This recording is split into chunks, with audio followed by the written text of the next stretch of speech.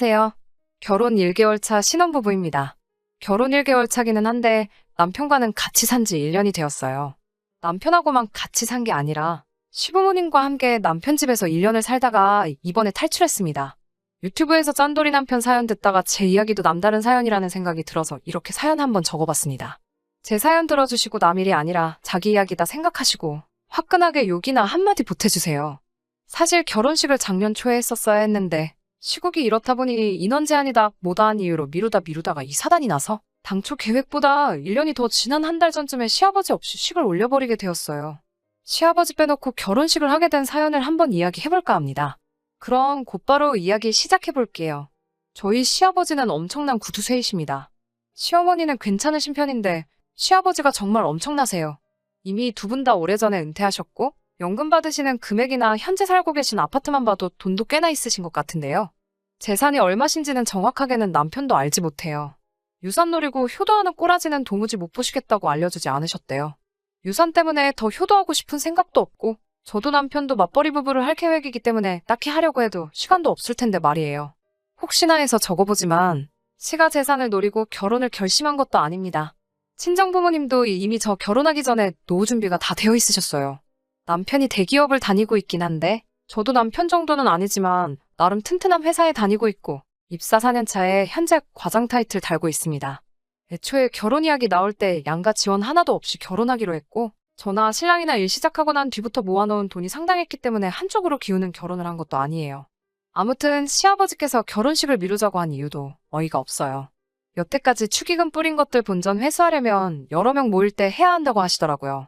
제가 요즘은 인원 제한 때문에 상황을 다들 이해하기 때문에 계좌로 축의금을 전달하는 게 일반적이라는 말씀을 드렸는데도 그 자식들 어떻게 믿고 안 보내면 그만인데 손해보면 제가 책임질 거냐면서 인원 제한 풀릴 때까지 굳이 날짜를 미루자고 하시더라고요. 남편도 어차피 그분들이 결혼식에 안 오면 못 받을 돈이지 않냐고 똑같은 상황이지 않느냐 말씀드려도 절대로 인원 제한이 풀릴 때까지 식을 올릴 생각이 없다고 하셨어요. 짠돌이 시아버지에 관한 에피소드가 하나 더 있어요. 처음 양가 상견례를 하는 날이었어요. 친정부모님이 예약하신 한정식집에서 상견례를 했습니다. 시아버지가 상견례 날 보인 행동에 정말 어떤 의미로는 존경스럽다는 생각까지 들 정도였어요. 식전 음식으로 전복죽이 나왔는데 이미 전복죽이 나온 상황부터 음식에 손을 하나도 안 대시고 계셨어요. 전복죽이 나오고 나서 계란찜부터 시작해서 여러 가지 음식들이 들어오는데 그때부터 식사를 시작하시더라고요. 처음에는 그냥 죽을 안 좋아하시는가 보다 했는데 서빙하시는 분께서 치워드릴까요? 하고 물어보니 가만 냅두라고 하시더라고요. 메인 요리부터 탕까지 음식이 나오기 시작했는데 아파피 인원수대로 차려진 음식들을 전부 옆으로 밀어두시고 공깃밥을 하나 추가하시더라고요. 그러시고는 밑반찬을 계속 리필하시면서 메인 요리에는 손 하나도 대지 않으시고 식사를 이어가셨어요. 그 모습에 저희 어머니가 조금 당황하셨어요. 음식이 입에 안 맞으시냐 여쭤봤는데 엄지를 척 올리시면서 아주 맛있다고 하시면서도 메인 요리인 갈비찜이나 탕에는 끝까지 손을 대지 않으셨어요. 그걸 저희 가족들이 불편하게 하고 있으니 남편이 보다 못해 시아버지께 갈비찜도 아주 맛있으니 한번 드셔보라고 하더라고요. 갈비찜 좋아하시지 않느냐며 왜 안 드시냐고 물었는데 남편의 말을 듣더니 그래? 그럼 한 입만 줘봐라 하시면서 남편 앞으로 나온 갈비찜을 집어가셨어요. 진짜 맛있다고 하시면서 이번엔 시어머니 앞에 차려진 갈비찜을 몇 개 덜어가시고 다 드신 공깃밥 빈 그릇에다가 탕도 덜어가시더라고요. 시어머니가 저희 가족 보기가 부끄러우셨는지 왜 자기 거 안 먹고 남의 걸 자꾸 뺏어먹냐고 뭐라 한마디 하시니 이건 포장해 가서 집에 가서 드실 거라고 하시더군요. 밑반찬은 리필이 되니 공깃밥하고 밑반찬만으로 상견례 자리에서 끼니를 때우시고 메인 요리들은 포장해 가서 저녁 식사로 드실 요량이었나 봐요. 그때는 그냥 절약 정신이 너무 투철해서 유별나신 분인가 보다 했어요. 물론 그 행동이 상견례 자리에서 어울리는 매너는 아니었지만 그냥 그 유별났던 모습이 추억거리처럼 남을 줄 알고 넘겼던 게 화근이었던 거죠. 아무튼 본의 아니게 결혼식이 미뤄지다 보니까 또 다른 고민이 생기더라고요. 집값이 하루가 다르게 오르는 게 너무 큰 걱정이었어요. 서울 아파트값은 오늘이 제일 싸다는 말이 있잖아요. 양가에 문제가 있어서 결혼이 미뤄지는 것도 아니고 축의금 얼마 더 받기 위해서 결혼을 미룬다는 게 오르는 집값을 생각해보면 더 큰 손해라는 생각이 들었어요. 당시에 저랑 남편이 모은 돈을 합치면 2억 5천 정도 되었는데 2억 정도만 더 대출을 받으면 작은 평수의 구축이지만 그래도 원하던 지역에 아파트를 구할 수 있었어요. 그런데 시아버지가 신혼집을 미리 구하는 걸 반대를 하시게 됩니다.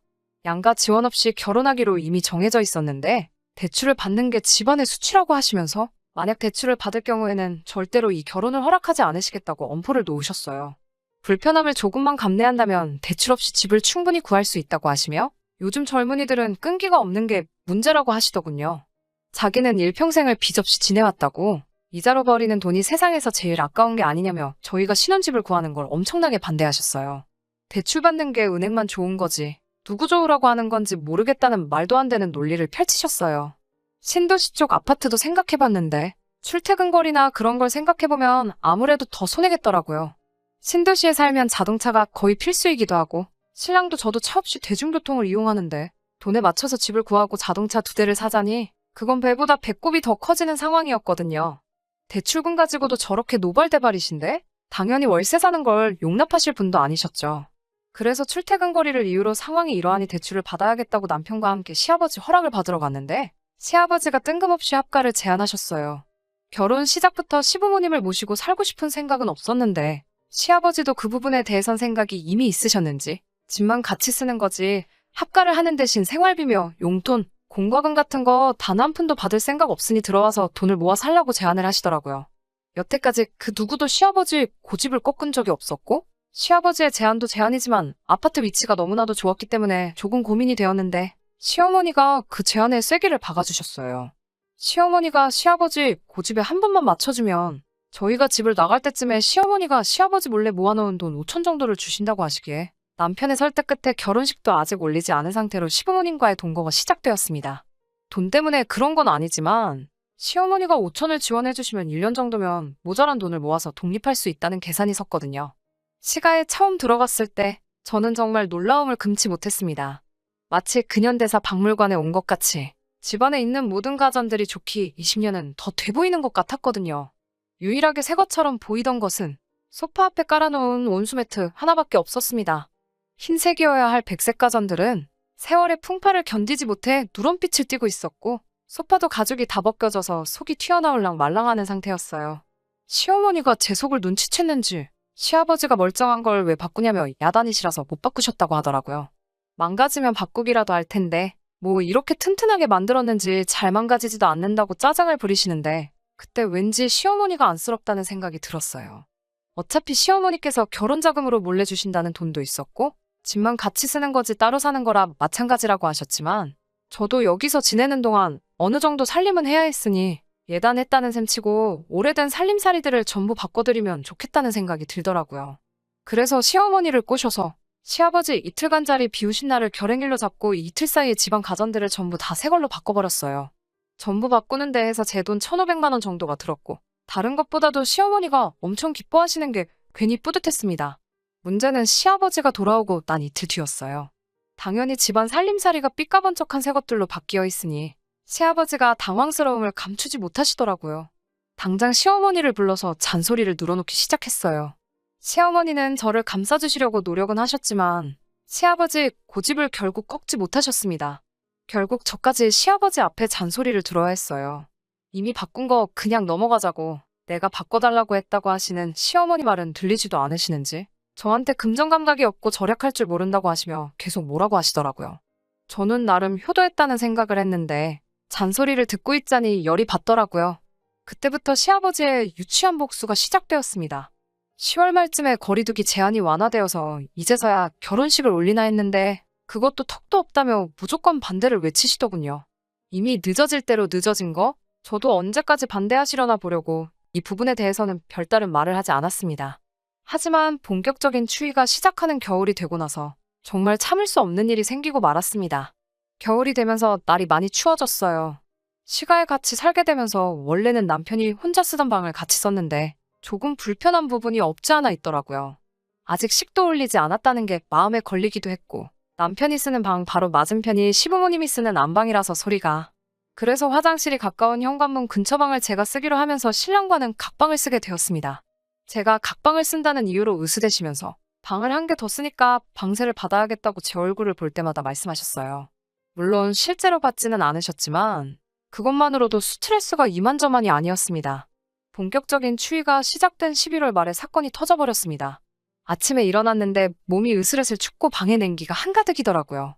베란다가 딸려있는 방이라 우풍이 심한가 싶어서 그냥 넘어갔는데 전에 없던 추위에 정말 요즘 같은 시국에 곧불이라도 걸리겠다 싶더라고요.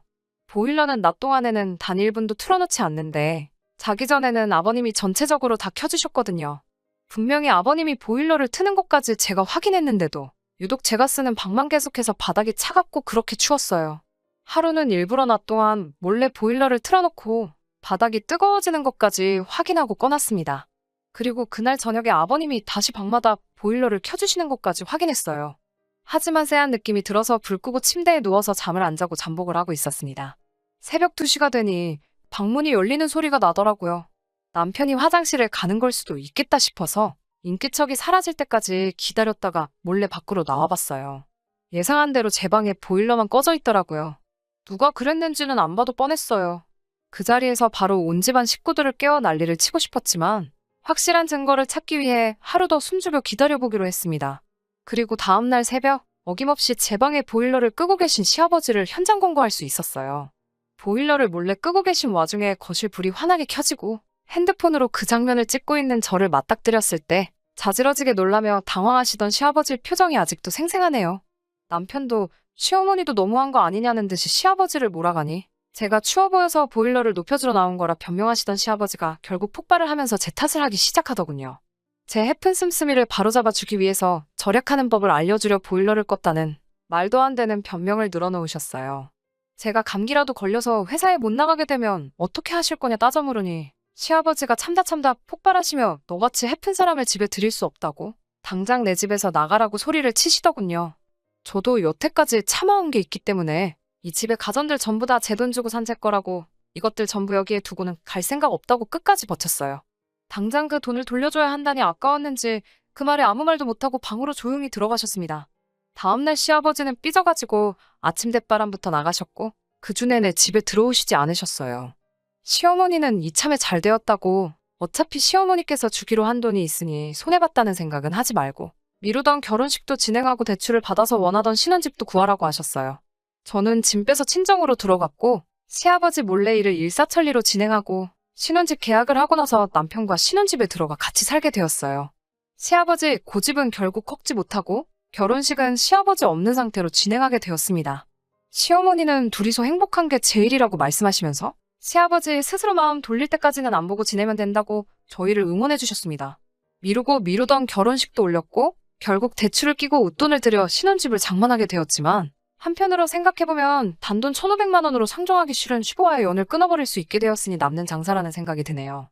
끝까지 저희 편을 들어주신 시어머니께는 생활비도 드리고 집 밖에서 자주 만나뵐 생각이고요. 남편도 시아버지께서 먼저 마음을 여실 때까지는 이렇게 지내는 게 속 편하겠다고 저의 편을 들어주고 있습니다. 시아버지 마음이 풀리는 게 언제가 될지는 모르지만 그래도 언젠가는 시아버지의 축복 속에서 결혼 생활을 하고 싶은 욕심이 조금 들기도 하네요.